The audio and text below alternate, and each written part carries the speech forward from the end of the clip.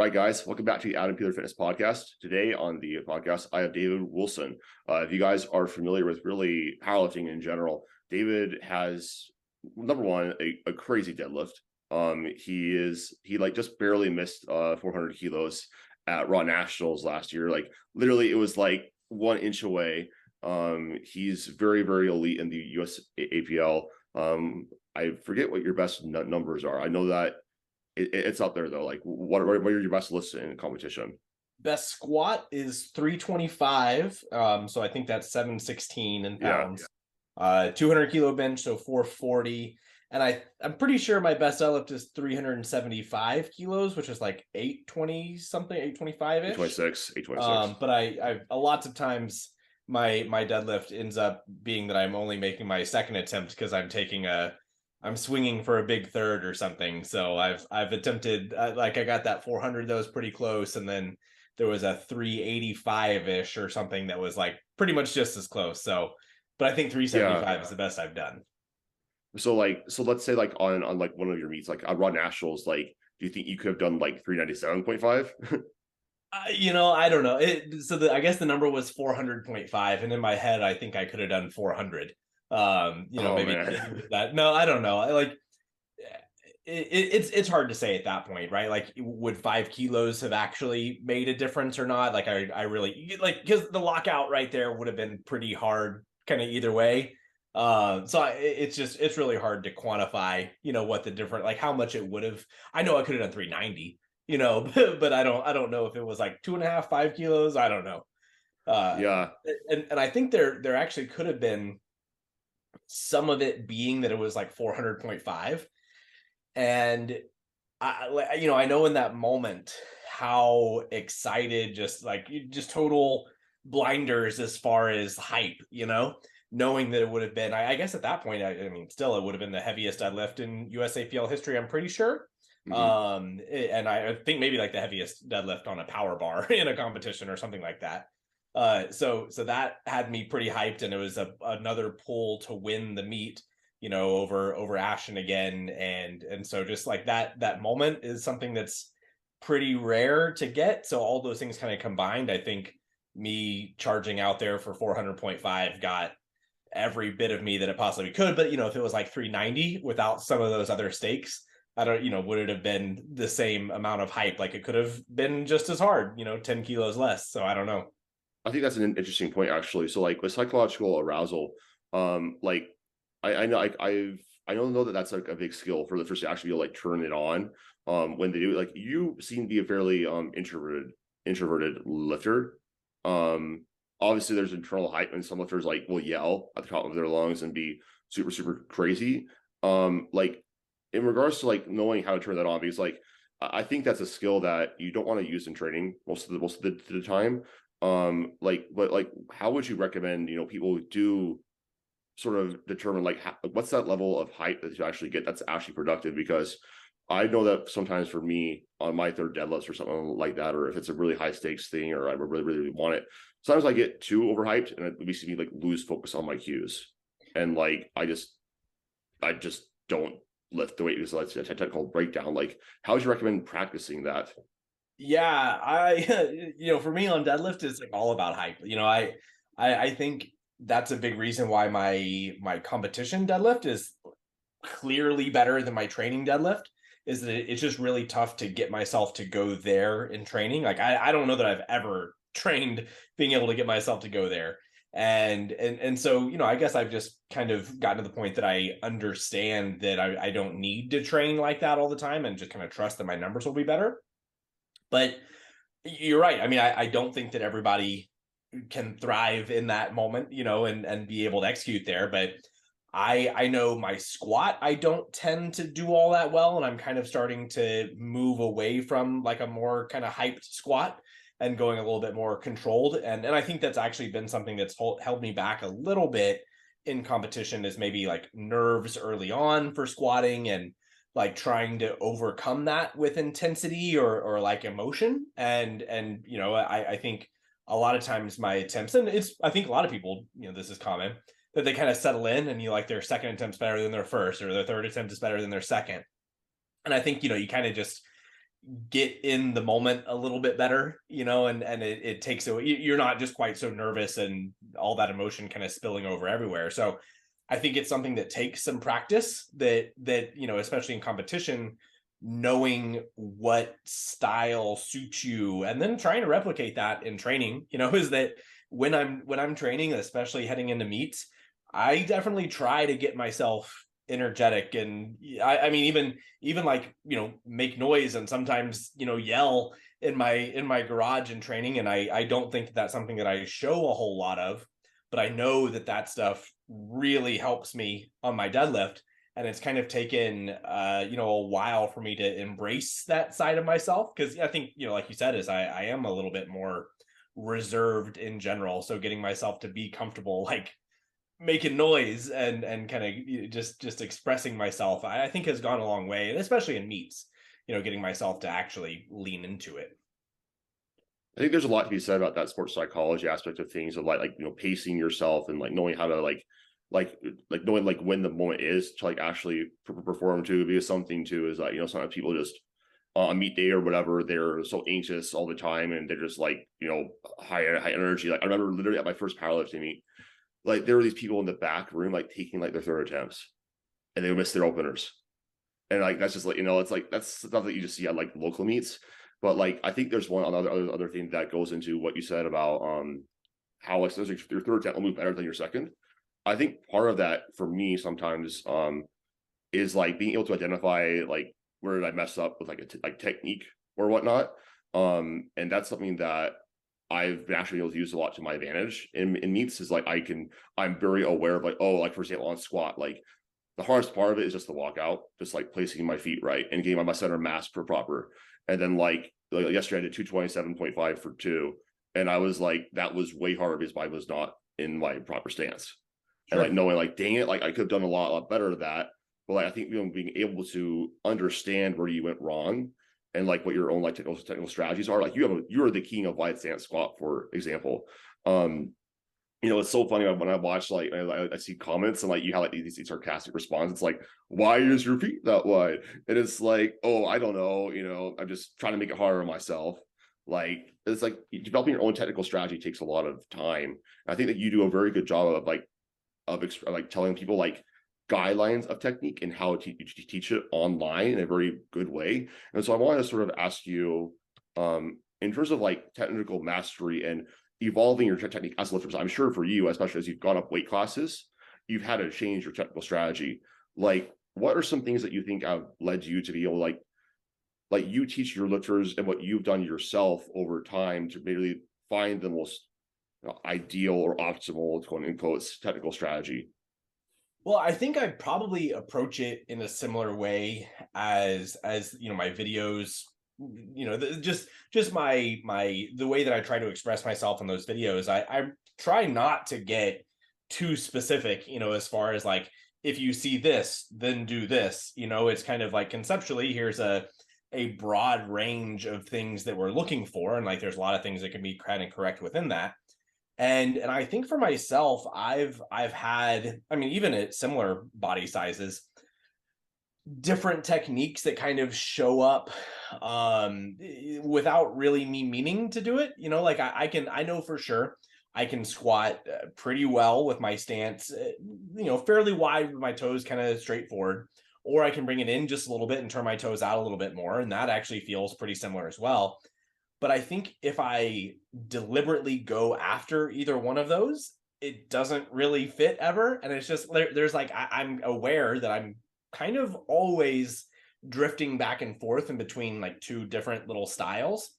And I don't know that I have a great reason as, and they, I mean, they look very similar. It's not like something that is really visually somebody would pick out besides me.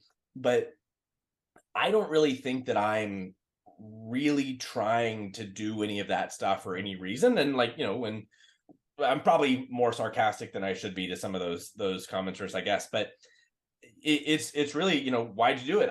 I mean, legitimately, it just felt good. Like I don't really have a reason beyond that. And I would say that there's every session that I go into, there's always some degree of like kind of experimentation or just allowing myself to move the way that feels good on that day. And I think that maybe the distinction there between that and like trying too many things, or like always messing with stuff, is that I'm not really doing it deliberately. It's like I kind of have a broad range of things that I think work pretty well for me.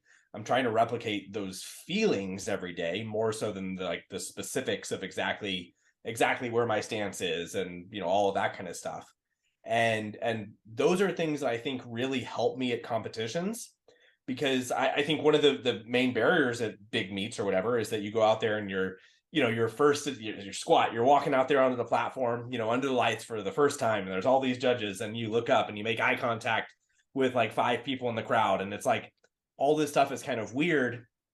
And I think if I really felt like I needed to be super super precise with like exactly the things I'm trying to feel, I think that would probably be a barrier for me and maybe other good lifters, that if you need to have like exact things to nail down the way that you feel, I don't know that you can replicate that every single time.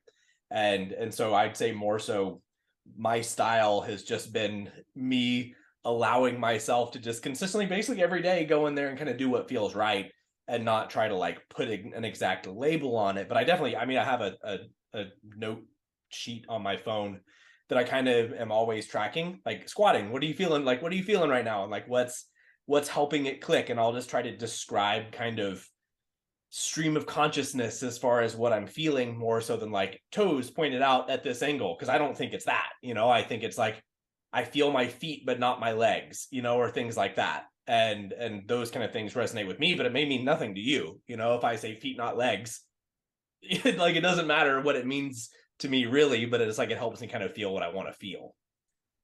I think that's a really, really great point. Like going off of like feeling and like what feels strongest, what feels best. Instead of, really focusing on like all these cues and trying to like push yourself in like one little box.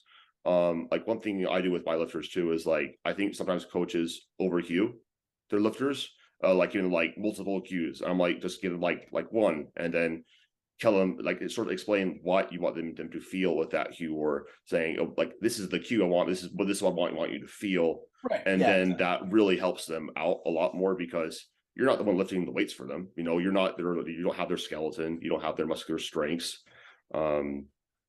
So I see what you mean, not overly relying on cues and understanding. I think also that's something that happens as you get more advanced. I think beginners need a little bit more, they need like more constraints. Whereas if you're become more advanced, it's like, look, like I made a reel about this and got shared like crazy. People are like some knee valgus is okay, because like that's just your adductors working, and it triggers happy internet. And then one of my followers like, well, isn't it kind of the case, like if your body is sort of moving in one way, that's probably like what you should lean into. I'm like, if you're more advanced, yes. If you're more beginner, you don't know what you're doing, so you need Yeah, a little right. more There could be constraints. lots of like little errors that don't really aren't really productive. But yeah, I think what I try to do with what you said is I mean exactly what you said, is like, hey, here's a cue that I use. Here's what we're trying to accomplish. This wording makes it click for me. I like when I say these words out loud, I understand what we're trying to feel. But here's what we're trying to accomplish. And then now, like once they actually get it to be right, whatever we're trying to do, feel their legs in the squat, whatever. Then at that point, I try to follow up with that question and say like, okay, cool. Was my cue productive? Did you feel that? Or is there a better way that you can describe what you felt?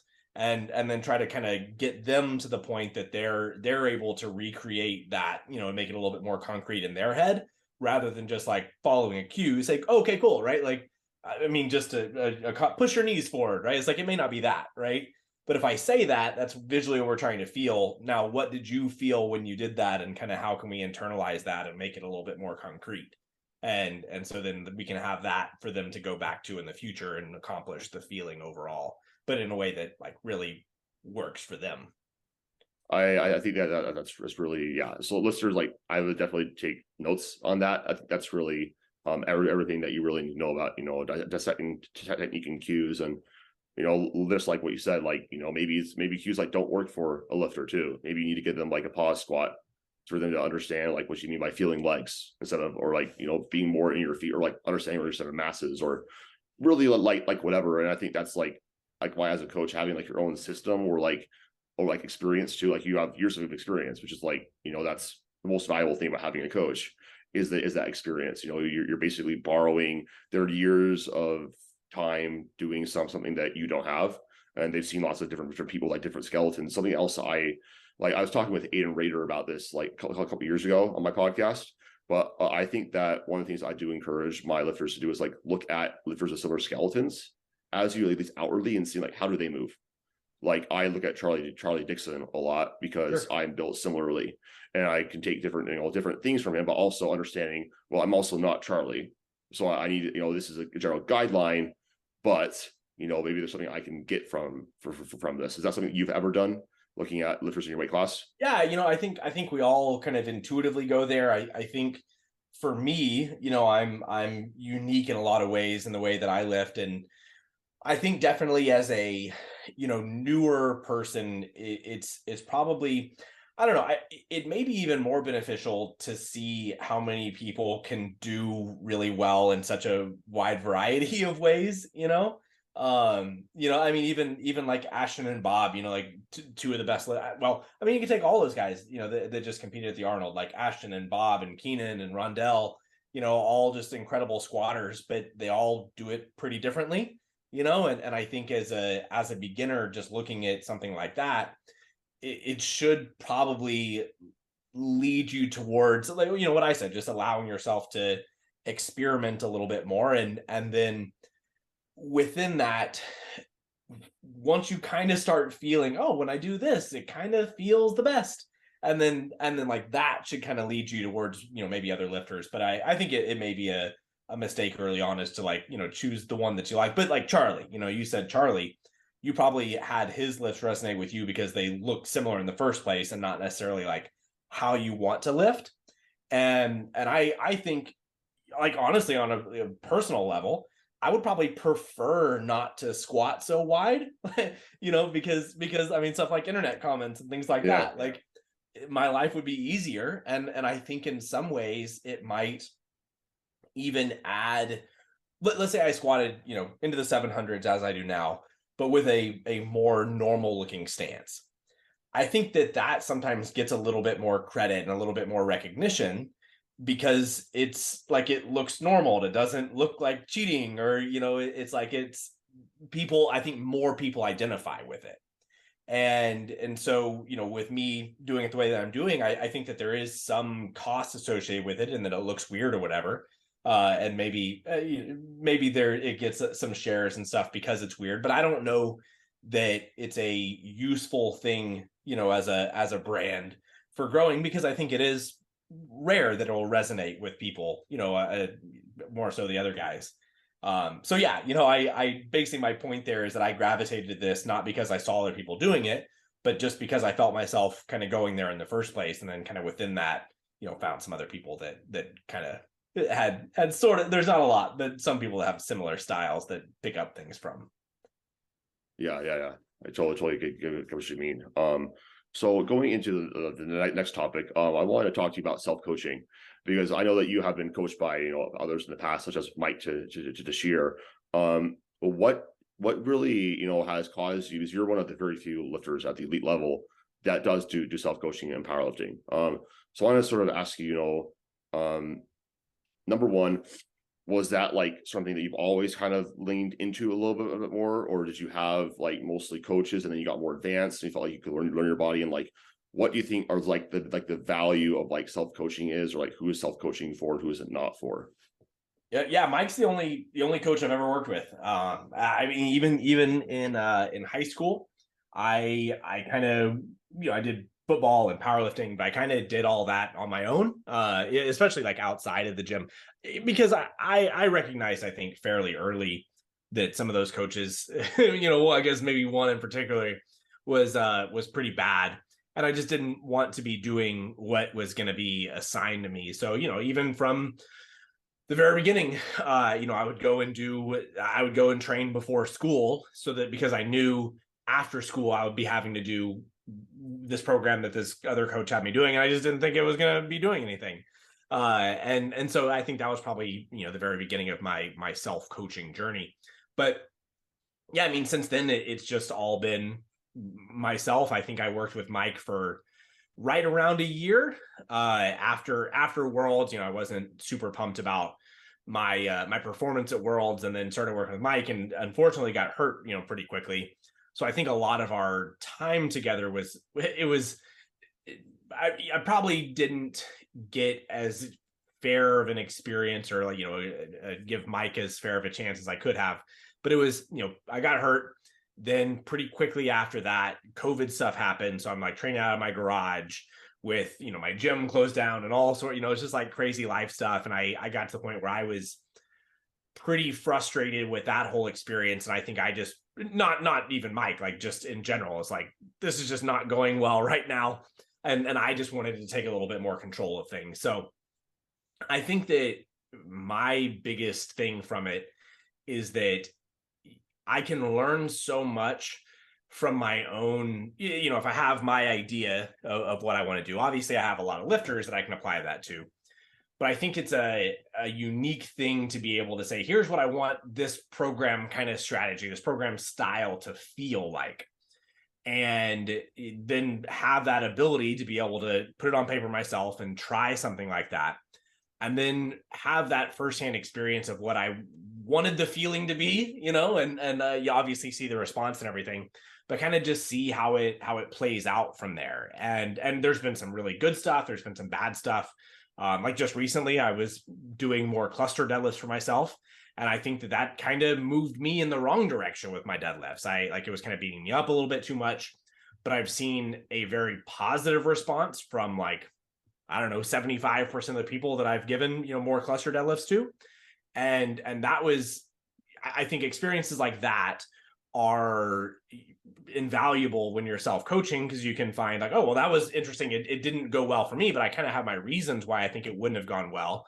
But then I am feeling all those things internally, but then other people having a very much, different experience. So I can hopefully try to categorize those things. And, again, like you said, it's just the experience.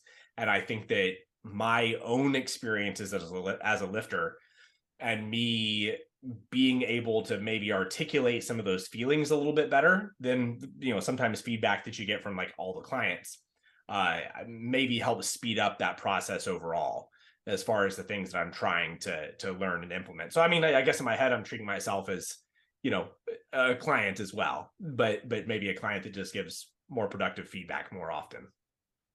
So how do you stay objective during that process? Because like for myself, I choose to have a coach just because I want to feel more like an athlete, and like I'm less, responsible for making these training decisions. Like for example, I collaborate with my coach. I'll say, hey, like for example, we did 2 blocks of singles on deadlifts, and I felt like the first one was really, really, really productive.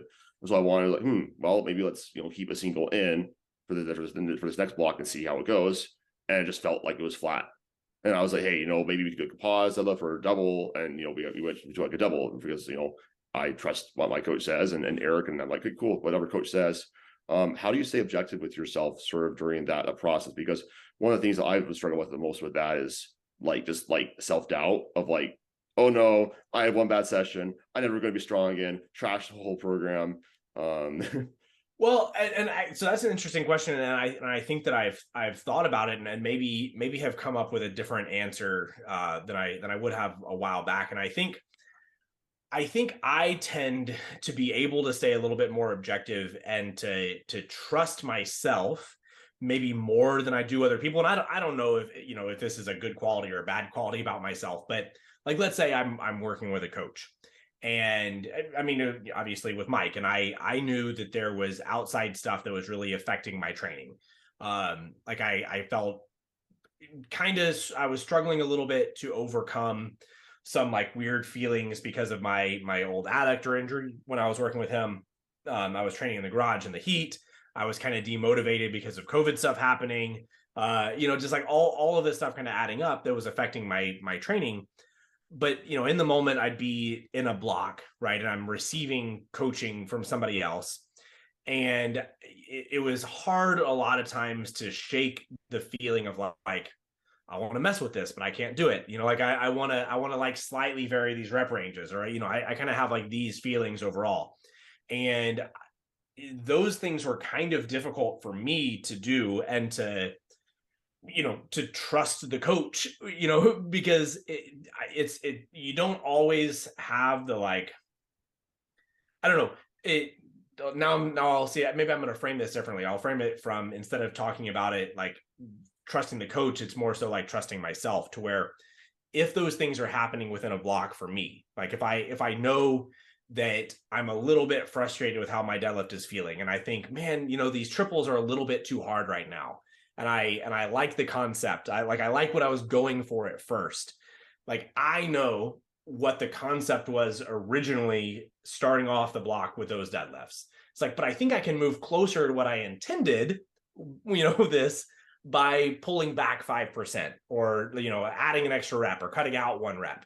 And so to me, like, those little changes, when I wrote the block myself, I know for sure what the intention, what I was going for was. I know what the kind of the feel, what I was trying to create with it. And so whenever I like make little changes throughout a block, it doesn't feel like not trusting the program, or it doesn't feel like not trusting the coach. It feels like me using intuition to improve the concept that I wanted to create originally. And so sometimes I feel like my feeling was in the moment that sometimes those things were happening slower than I would have liked them to, that like, I would express things to a coach or whatever, and it's like, I believe it, that, he's taking notes, he's like tracking this stuff, he'll react. But it's like, is this really what he wanted to have happen right now? Like, I think a small change might be better. And so I think some of those things, I don't know, it's definitely personality types and all that. And to me, it's easier for me to trust my own process when I think that I have a pretty intimate understanding of what I intended that process to be in the first place, So when you say too hard, do you mean like it wasn't like for example, like, you know, the whole thing with like progressive overload is like that people don't get is like it takes time for adaptations to occur, and sometimes people try to force those adaptations like a little bit too early on, or they make too big of jumps or start off too heavy. Is that kind of what you mean, or do you mean like it just like wasn't like you weren't really feeling like your body was like responding to it for whatever reason, in the context of your overall program? Like, because one of the things I've always struggled with is like, well, is this actually like, is it like this part of my program that's bad, or is it because I change something else with this other lift? Like, for example, I just switched to conventional instead of sumo, and I'm like, spots feel kind of hard now. Yeah, I think that I tend to value kind of intuitive feel of the lift over the actual result, like of weight on the bar. And again, those are kind of difficult things to quantify on paper. And so, like, I guess going back to the example, like with the cluster deadlifts, I've been able to have kind of brief moments of brilliance with my deadlift, really leaning into intensity and like hard stuff, high RPE, high loading kind of stuff. But I would say most of my best deadlifting comes in kind of the middle of the road, kind of, sets of 4 to 6, and like, kind of lowish RPE, a lot of times percentage based. And I think one of my main reasons why it feels that way for me is that I'm able to like trust some of the things that I want to be able to feel. Like, I'm able to relax my arms, and I'm able to get into the positions that I want to. And I think if things end up being a little bit too hard for too long for me, like the intensity is too high, I tend to lose some of those things, to where I tend to like start gripping the bar a little bit too hard, or like not letting my arms drag as low as I want them to, and things that are start to be difficult for me to recreate with heavy loads, even though it's like I can pin down what I'm trying to feel. Like, I know exactly what I'm trying to feel, but just the opportunity within the program isn't there at the moment, right? It's just too heavy, too hard. And so, like with the cluster deadlifts, when I was doing those, there were just too many hard reps. And so it was beating me up a little bit. Like, I was kind of having some little glute issues that I have here and there, but it was also enough of those reps were just not feeling comfortable, and the way that I know my deadlift should feel when I'm really feeling good. So like, okay, this strategy, conceptually, intensity wise and all that, could definitely work for somebody.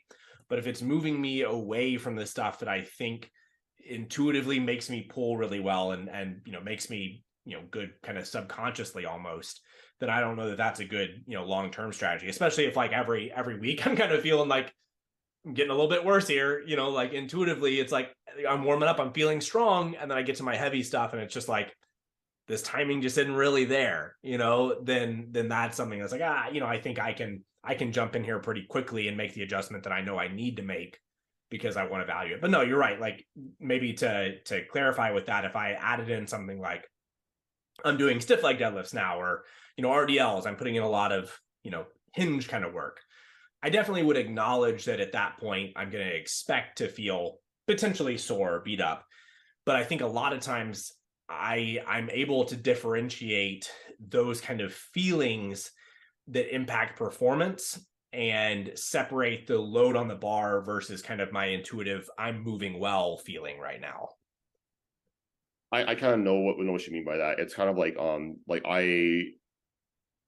it's like when you have this feeling of like this one let's going well, but like I feel like something like with the program just I'm not feeling the way that I know that I should be on these different days. And like I've been kind of expressing that to a lot of my followers. I'm pretty open and honest about what I'm going through. I'm like, man, like for like I feel like just for such a long time, like it's like one lift is cooking, or like, but then the other two aren't, or like I'm feeling like a little bit more fatigued on my primary day, the day that I would like. I'm not sure why.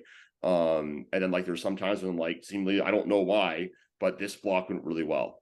And so I was like trying to like go back and say, well, was there a way I approached that? Was there a life circumstance that maybe happened that impacted that?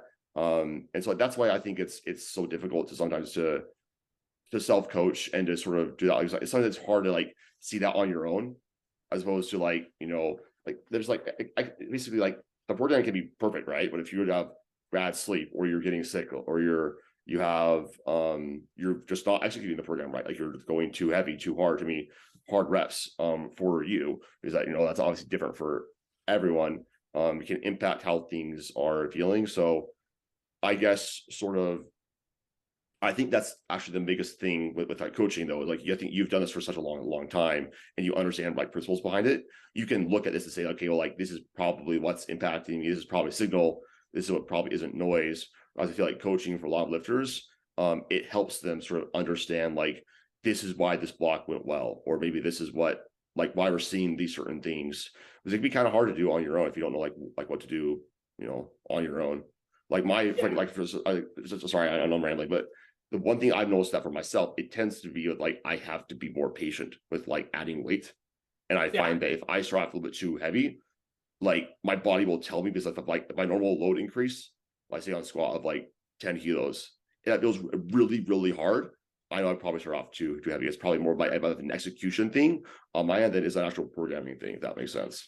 Right. And I think that what you just said kind of will factor into my thought here, but again, it's kind of just framing, why I would prefer self-coaching is everything that you said, like life circumstances and all those kind of things. And I think that there's probably a pretty broad range of things that would work for most people, and I don't know. I think probably people have a too narrow idea of like how much volume, how much intensity will get themselves or anyone stronger. I think that there's a pretty broad range that will probably work. But I think that the biggest thing is probably continuing to be bought in and be motivated. And me having my finger on the pulse of my own life and like what days I'm feeling motivated and how hard this session feels, I think helps me react quickly to some of those things and write sessions that are a little bit better, for me, like just based on like, man, I'm just not motivated at all on Mondays. I know on paper, me writing something here differently, like on paper, this would be better, like I could make an argument for that. But then like when I go in there, it's like, that's not going well. And it's not because on paper is the wrong choice. It's just like me personally right now, not into it. And so kind of having a more intimate understanding of that, I think, has helped me a lot. But also, in that moment, trying to get those things from other people, asking about their enjoyment of things and cultivating the buy-in. Because it's like, I think there's a pretty broad range of stuff that could work here, So what's the best choice for me or the athlete, kind of where their life is right now, and like what they're wanting to do, because I think that I could probably make an argument for a lot of different strategies for a lot of different people, but the one that they're kind of most bought into at the moment, fits their lifestyle, is probably going to go the best. I think that's the biggest thing too. That's something I've been thinking about more. I think that what's optimal is probably what the lifter really likes. So we're going to work really hard at, because if you get them something that's like, well, technically doing really lots of volume with low RPE is best. It's like, well, they just like to go heavy. Yeah, But they just like to go heavy. Like, you should yeah. be able to, as a coach, like adjust the programming for them to go heavy. And find ways to fit it in there, and find ways to say like, look, we'll give you some of this heavy stuff, but I really think this stuff will help drive it long term. So like Yeah, and like we'll maybe make like it a work. combination of that is like, for example, like something I'll do is like some of my lifters are like, I really like to go heavy. I'm like, okay, cool. Primary day we're going to go heavier and lower volume, and then like secondary day we're going to go like more submax and see like how you respond to that. And like, maybe that's like they're fine with that. It's just like, okay, if I'm pulling back right now, well, then I'm going to be really really strong on the day where I'm supposed to be, unless they're more excited about that or something like that. But I do think that there's a lot of like humming and hawing about what's optimal on paper, and it's like, dude, you got to work with your athlete and yourself and see like, what am I most excited about doing right now. Yeah, I think there's a pretty broad range that we can be working in, and I try not to stress too much about like one too many, one too few sets, or like the rep range being one too high, one too low. Like, Yeah, I think I don't probably think it's work pretty that well. serious. I don't think it's No, I like, think oh my some people gosh, do to though, do fours or fives. It's like, this probably doesn't matter. Right. um, okay, so this kind of brings me on to like, this is really good segue to the next topic. Talking about like, how maximal should training be, and is there ever a place to even do RP 9.510 in training? I don't know. We'll see what I come up with. Here for the answer. I've been having this conversation, I think, a little bit more often with some of my athletes, and I think people overestimate the fatigue associated with limited really hard reps, and probably underestimate the value, or like how strong they can get from some of the lower intensity sets. A triple at 75% or whatever. I mean, that's probably very light, but that's probably on very other end of the spectrum. But I guess well, I was talking to one of my lifters recently, and let's say he's training pretty well, and then has like a bad week, right? And he's on week 3, week 4 of his block, and it's supposed to be a single at 8 or so RP on deadlift, and warming up chooses a bad weight or whatever, and it ends up being a 9.5. And I think sometimes we have people that are like, well, there it goes, I hit this really hard single, like fatigue is going to be, The it's going to block's be done, horrible. And they're right. The abandon block's over. ship. Yeah. And even, let's say it's even like an RP8 or whatever. And then they go back around, and then it's like the same weight is harder next week. And they're like, well, I just don't think that I should be hitting, an RP8 or whatever on deadlift that frequently. And, because it always the following week, as soon as I get up to an RP8, the next week my deadlift really suffers, even though let's say it's like light percentage based work behind it. Like, well, there's a lot of stuff that happened in between that one rep, and then that same rep on the next week. And it's kind of difficult for me to believe that we can pinpoint, like, okay, I did a deadlift single last week at a 9 RPE. It's pretty hard for me to imagine that we can, a week from then, 200 reps later of other stuff in training, and say, well, I know for sure that the thing that impacted my deadlift this week was that hard deadlift that I did last week. I'm like, there's a lot of other stuff that happened in between now and then. And just because a rep is really hard. I mean, I think, the research really shows that like one heavy single or whatever is probably significantly less fatiguing than like a set of 10 to 9, so like a single at 9 is less fatiguing than a set of 10 at 9 RPE. And so that one rep is definitely hard, but I think that there's a big emotional impact that can circle back around, and like, if we have that one hard deadlift that didn't go as well as we wanted to, maybe we go in next week and now there's some anxiety around it, and I think like those kind of things linger a lot more than the fatigue from that one rep does. So I think that people probably overestimate the negative impact from hard reps like that. But I'd also say that there's probably not a humongous difference. Yeah, and a lot of this is just anecdote, but like let's say somebody is doing bench press singles at a 9 RPE every week versus like an 8 RPE every week or a 7 RPE every week. I think that there's definitely some people that clearly respond better, the higher intensities. But then, other people, it doesn't really seem to make much difference at all. And just being able to find a good quality, intensity at the top end to get some practice. But all the other stuff has to obviously factor in there together and be able to maintain that quality of work. And so I think, the main point of my response here is mostly that the idea that the really heavy stuff has a like really dramatic negative consequence with it is probably not as strong as what people would think, especially, with one set, one rep. But as that starts to, expand into other sets, like does somebody need to do, 5x5 at an 8 RPE on their bench press? Like at what point do those returns start to really diminish and the fatigue starts to really pile up? Because now we're talking about 25 reps or whatever that are, a lot harder rather than just one. So those are the things that I would tend to keep my eye on a lot more. And I tend to, I would say on average, start with kind of, I tend to lean towards a little bit more intensity based approach, like, choosing kind of like the fewest amount of sets, maybe as a starting point. Like, if we can make pretty good progress off of 2 sets or 3 sets in a day, like I would definitely prefer to be doing that than saying like, wow, we're going to do 6 or 7, but lower the intensity, to get in all this volume. Like, I don't know, if we're making similar progress, I would definitely prefer to do less sets. But all of those things, there's obviously a ton of complexity beyond that. And I think it would be hard to try to nail down like how to identify that stuff overall. But yeah, I think people overestimate fatigue that they get from limited hard stuff. I agree with that because I've had definitely several times in training where like I've had like an RP 9.5, 10 grinder, and I come in next week and it's like 10 pounds heavier and it's like a 9.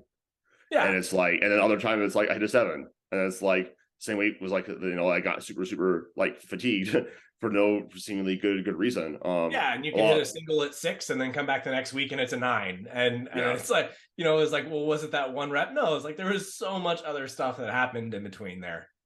I do think that's a really, really great point because I think that we tend to look at training just in isolation. It's like, oh, well, it was this on my deadlift. It's like, well, like maybe it was just like, for example, maybe you respond better to intensity on deadlift because you're better built for deadlift. And then maybe you hit a really hard set on squat and, then you're freaking out about it a lot.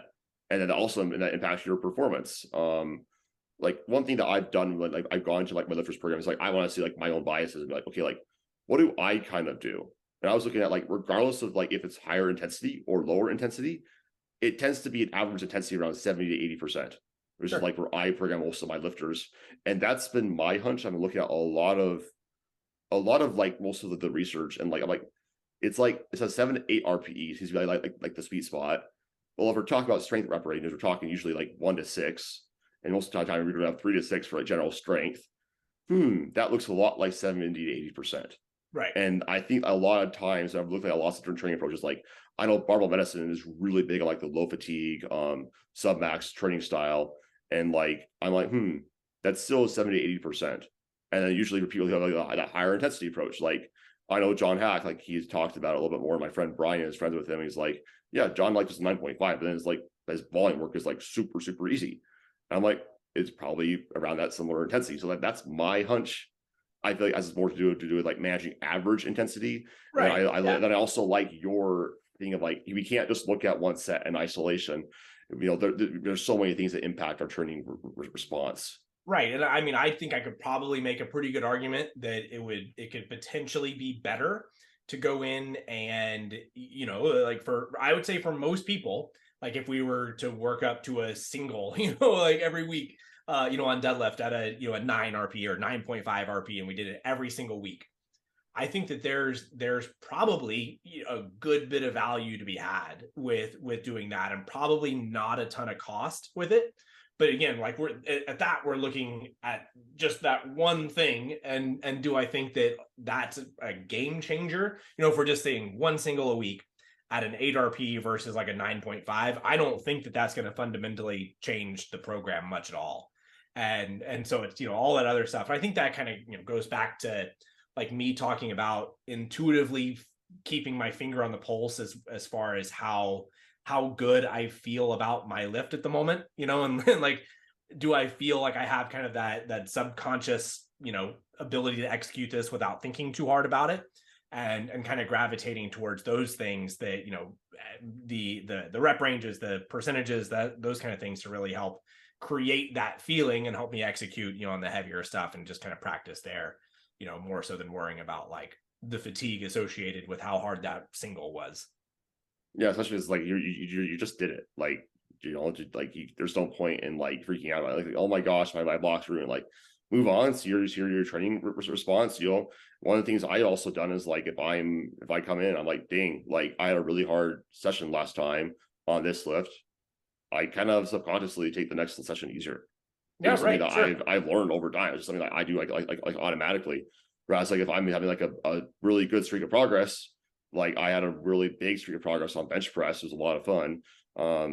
Like I was going heavy a lot. Yeah. And I was just making progress. I'm like, this is working right now. Let's do this. And like I think as like also like there's times to periodize that too. Like maybe you are in a spot where it's like submax, I don't like Mike Tashir talks about this a lot. Um, like the ability to grind and with like do the hard rep is what you say, is what a lot of lifters I think right now are missing out a ton with the more submax training approach. And I really love your video about like throwing your elbows through mid range, because that's something that you really don't have to do until you get to like a certain load. Like, and usually for me, it's like, oh, like an 8+ RPE on my bench press. Do I really have to think about that? And there's a lot of value to actually understanding, well, how do I actually grind through a hard Yeah. rep? How do I challenge that position? Because a lot of times it's like I see a lot of lifters with more submax style. They're just like they don't know what to do when the weight gets heavy. And when I was strong training, I gave her a bodybuilding background. I did like some heavy SBD where it was like RPE 10 top set every single time. But like I was responding well to it, and I was getting stronger. And now I can grind through anything. Like it's funny because you can look at my squats, and it's like that was definitely RP 10. It's like he added 10 kilos. What? It's like that's just how some people are. So that's my long roundabout way of saying like, yeah, I agree with you. Like I agree with you, because I do think that it's not as catastrophic as people think. I actually think catastrophizing it. But I come from a role of like rehab, like athletic training. Like that was what I got my degree in, and it was like if you're noceboing yourself and you're like, oh no, I just hit a half an RPE or an RPE above what I did was intended, I'm screwed. That's probably just as detrimental. It's probably even more detrimental than the Oh, actual thing that yeah. you just did. Absolutely. And I have a video planned at some point. It'll be, a struggle to try to, I think, articulate exactly what I mean here, but on perceived fatigue through blocks. And I like when I'm coaching people, I really try to, especially younger-ish lifters, I try to really steer the conversation away from fatigue, because I think that's one of the first things that newer people kind of latch onto is like, how much can I do? And oh, now I'm fatigued, so I need to deload. And like the only way that Yeah. I'm gonna, and like thinking that there's too much going on. And just from watching other high level lifters, I just don't think that more advanced lifters are thinking about it that much. That I don't think that we really put that much attachment to, like, I feel tired right now and I'm not going to perform well. Like we don't necessarily connect those things in that way. And so like or like, I performed badly today, I must be fatigued. I think like people sometimes, younger lifters will be like, man, I had a bad session, I don't know where all this fatigue came from. I'm like, like that sounds pretty permanent. Like it sounds like it's something we really need to react to. And I think that that's probably more harmful than just being like, I had a bad day today. And like, if it keeps happening, then okay, let's look at it. But I think, on that same conversation, like, it's hard to assign, oh, I did a hard rep last week, that's my rep was hard this week. Like, if somebody is having really good training, let's say they have a deadlift day in the middle of the week, but all their other sessions are going really well, but their deadlift is not going well. I also have trouble thinking like, oh, my deadlift is fatigued. It's like, how is your deadlift fatigued, but like you're not having any issues on squatting? Like, Yeah. there's a lot of crossover there, and so sure, there's an issue with that. Like, we want to look at it, and we want to see what's going on. But I think the more that we think about fatigue, is it's just like too abstract for us to really nail down, what we're feeling there. And I think that just having people forget about that really as a concept at all is probably more valuable than thinking about it, a lot. Yeah, what I found is like, look, I think a lot of this conversation about fatigue and about stimulus to fatigue ratio and whatnot, I'm just like, I think that's really just us trying to think we have more control over this than we actually do. No, for Because sure. guess what? I have a meet in 7 weeks. I'm like, I like these numbers. Hopefully every lift feels good. I can do XYZ to put myself in a position, but sometimes a lift just isn't clicking. And sometimes you're going to be grinding away at your bench press for over a year, like that happened to me. Being stuck around 152.5, and you have a big spurt of progress, and you bench press 172.5. And it's like, what happened? I don't know. Yeah, I I kept lifting and don't know. my body just like adapted. And so I think a lot of that, like, it's just accepting, like, look, like I want to get stronger and I really want to get stronger. We all want to have that week progress because we all get spoiled by that when we're novices. But just like understanding, like I tell my lifters is I'm going to put you in the best spot to succeed, to make adaptations, and you just need to work with your body.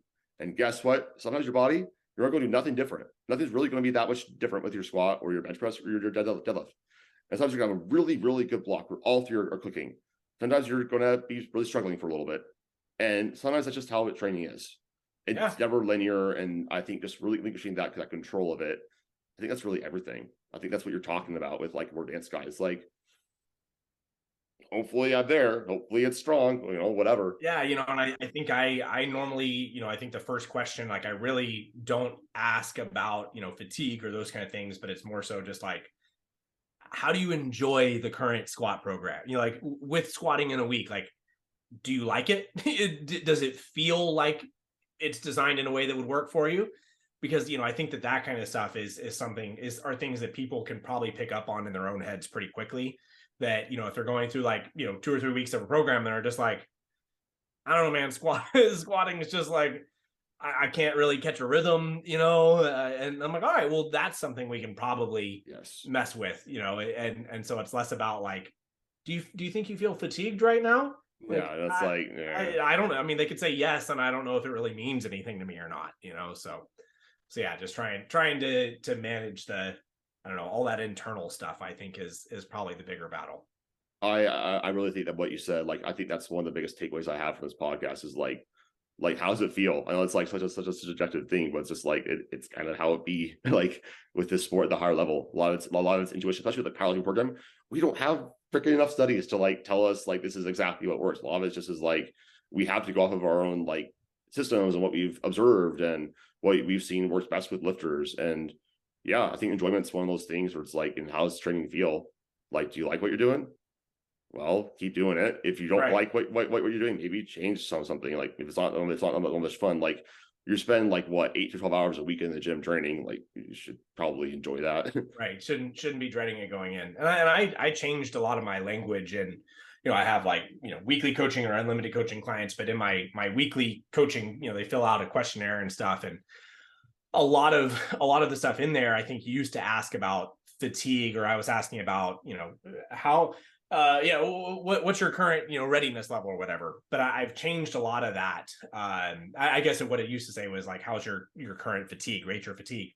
And I was always getting kind of frustrating answers, but this has come over or changed a while back. But now, instead of asking about fatigued or how they feel, I try to frame it around like your perceived readiness to perform in training, right? Like, when you go into your sessions, I'm not asking like, do you feel sore? I mean, I guess sort of, but it's like, when you go in based on previous performances, do you feel like you'll have a good ability to repeat or improve on past performances? And it's not even like, anything. Don't think about it more than that. Don't try to think like, oh, my quads are sore, but just like, when you're warming up, do you think you'll have a good ability to perform today? And you don't have to think more specifically than that. And I think like trying to change the language to a little bit more of an abstract thing has actually helped myself and people a lot there. I think that's a really, really great takeaway. I think that's, yeah. I'm going to probably start doing that too. And so like asking about fatigue. I will agree with you. It's like, what does that even mean? Right. Like, yeah. So, like I had one of my lifters too, like his name was Philip, and he's a pretty strong guy in Sweden. And he was like, what do you mean by fatigue? And I Well, was like, a good that's a question. pretty good point. I don't really Right. Yeah, I know. don't know. There's a lot to it. Yeah. So awesome, David. I want to thank you so much for coming on. I really appreciate your time. I guess sort of like let the listeners know about your plans going forward with training. Within the next few months, and then where people can find you. Yeah, I think probably the only meet that I'll have planned for this year is going to be USAPL Raw Nationals. I think it's in September. I'm pretty sure. So that's my only meet that I have planned right now. So, yeah, no, I think I usually try to do 2 a year. I skipped the Arnold this year, but we'll make a hopefully a big showing again at Nationals. But yeah, if they want to follow me, Instagram, it's just David Woolson, and on YouTube, I am Brazos Valley Strength, not Brazos Valley Barbell. That's me too, but I don't. That's gone. You I can don't if you're identify as a Brazos yeah, I Valley don't. strength. I'm not. Yeah, I'm only Brazos Valley Strength now. Yeah, I'm not associated with Brazos Valley Barbell anymore. awesome, man. Well, I'll include all those details in the show notes, and thank you guys for listening, and we'll see you in the next one.